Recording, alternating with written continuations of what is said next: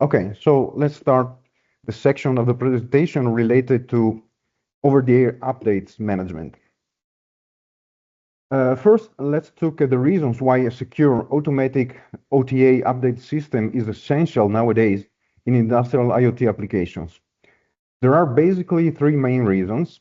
The first one is improving existing features / delivering brand new ones. Then we have fixing bugs, of course.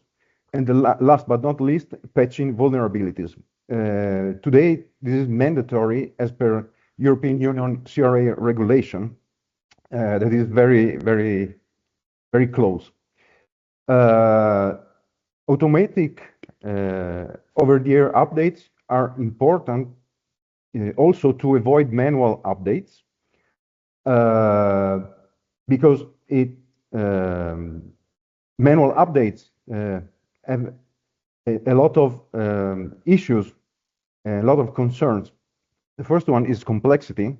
Updating firmware across distributed industrial devices is time-consuming and error-prone. Downtime and operational disruption is also a concern.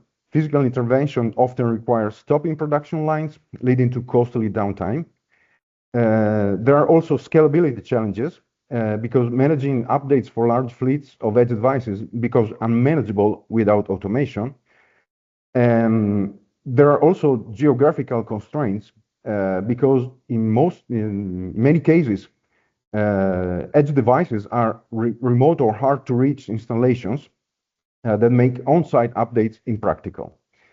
The last point has always been important. I'm talking about the vulnerabilities aspect, but this is especially true now, given that it is becoming practically mandatory considering the CRA legislation, which will come into force shortly. Okay, let's move to the next slide. This slide lists the main best practices that should be followed when implementing an OTA update system. The first point is related to secure by design. Use strong encryption, authentication, and signed packages to prevent tampering is mandatory. Furthermore, the update system, needs to support both incremental and full updates. Why is it advisable to support both methods? Each one is more suitable for certain situations than others. Therefore, device fleets managers are required to choose the one that fits better the type of update to be released. Generally speaking, incremental updates are preferred when you have limited bandwidth, when there are frequent small updates, or when devices with strict uptime requirements compose your fleet of devices. On the contrary, full updates are preferable when major firmware changes occur, or when the device is corrupted or in an unknown state, or there is a large version gap between two consecutive updates. Another important practice is to ensure fail-safe mechanisms. It means implementing rollback and recovery options to ensure continuity in case of failure. Another important point is stage rollouts. Deploy updates gradually across devices using, for example, grouping in order to split the fleet.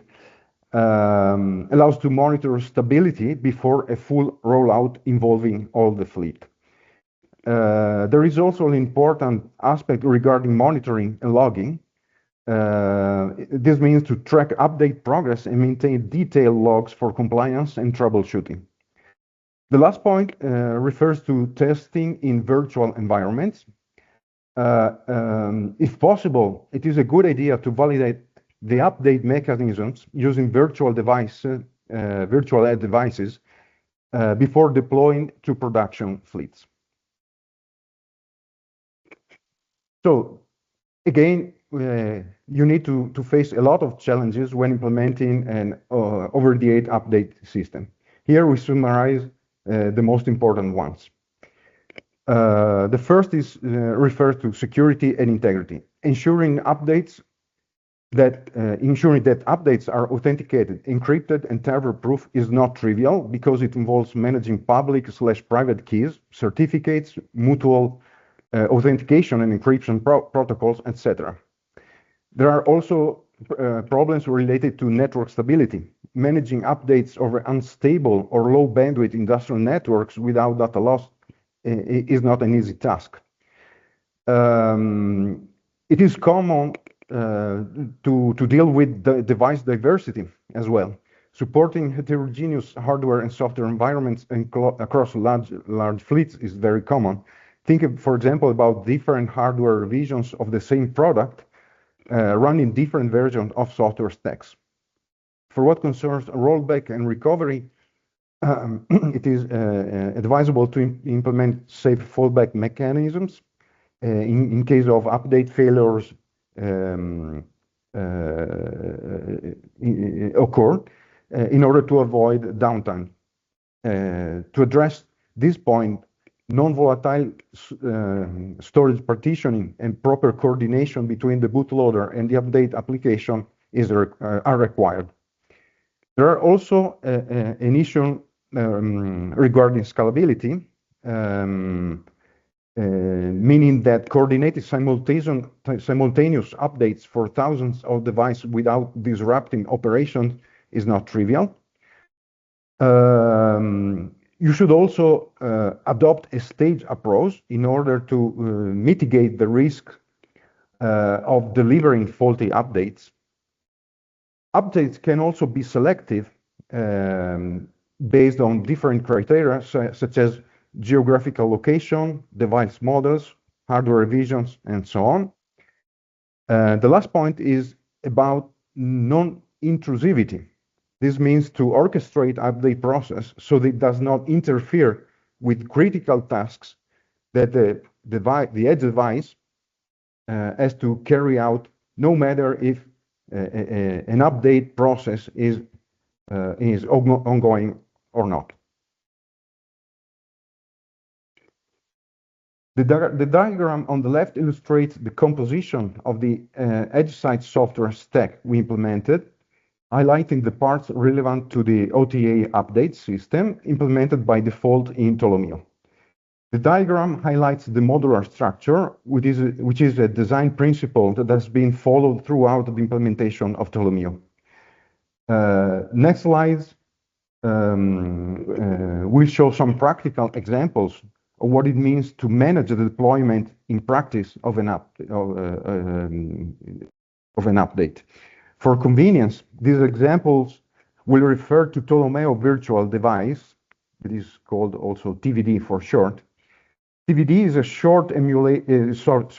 software emulated virtual device that emulates a generic compatible ToloMEO device and allows easy testing with the ToloMEO ecosystem. At the link provided in this slide, you can read an article that explains how it works in more detail and shows how it can be downloaded and used freely. On the right, you can see the partitioning scheme for non-volatile storage adopted by TVD. Of course, this partitioning can be adapted to suit your needs. The most important thing to note is the dual slot configuration, which allows for classic automation rollback mechanisms called A/B partitioning. For what concerns the typical operation flow, it consists of the following points. The product's maintainer releases a new update package in the form of a .swu file, making it available on the internet and deciding which groups or devices it addresses. This format is related to the fact that the underlying package used to apply in actually the update is the well-known software, open source, well-known software update program. With ToloMEO Manager, the default web front end of the ToloMEO platform, the fleet manager sets the URL of this file and enables the update process. Edge devices targeted by the update are notified. And the last point involves the user application running on the edge device, which governs the actual update process by interacting with ToloMEO Edge software update service. This service gives the system, this approach, sorry, gives the system integrator the freedom to choose, for example, when to start /pause/resume downloading and when to fire the installation to minimize the impact on the normal operation of the edge device.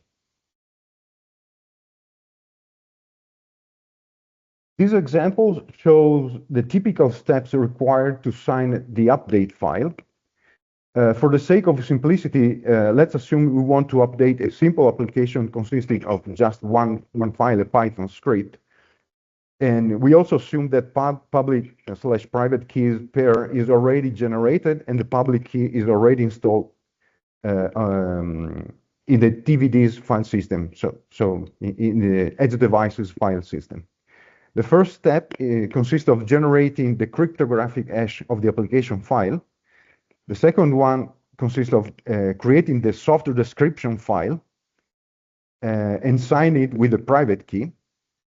Then the files are packed together in order to generate a .sw file. And finally, this file is downloaded by the edge device and applied locally according to the rules we talked about previously. Shortly, we will release a new blog post describing this procedure in more detail, and you will be notified when this will be available. The last point I want to address regarding over-the-air updates is the integration with PMS. PMS is the product management system, which is in turn part of the product lifetime management tools offered by ToloMEO platform. Briefly, PMS stores important, relevant information about products and allows to track key events regarding the products throughout their life. Here we have a list of examples showing what typically are considered key events. So we start from manufacturing, quality checks, firmware installation, so on. Regarding updates, of course, firmware updates can be considered for sure relevant and important events that are worth to be tracked. Tracking these life cycle events is essential also to comply with the upcoming EU Digital Product Passport regulation, which mandates full traceability and transparency across the entire product journey. For this reason, PMN events will probably be notarized on the ToloMEO distributed ledger as well in near future. And we will talk about this topic at the end of the presentation. This is a screenshot showing what PMS looks like. The most interesting part for our discussion is what you can see at the bottom of the screenshot, where relevant events in the product's life cycle are displayed. OTA update events could also be tracked in this section if you want to keep this kind of information and make it part of the PMS log regarding the product's life cycle.